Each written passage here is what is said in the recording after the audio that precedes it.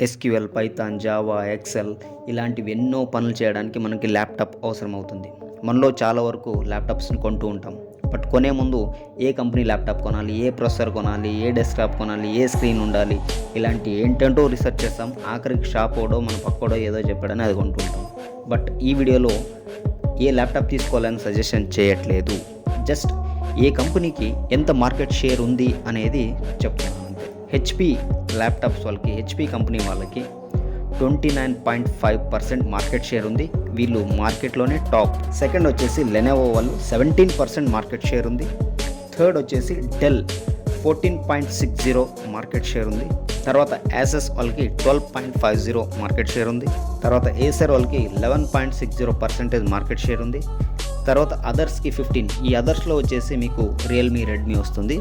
And మీరు ఏ laptop వాడుతున్నారు అనేది కామెంట్ సెక్షన్లో తెలపండి.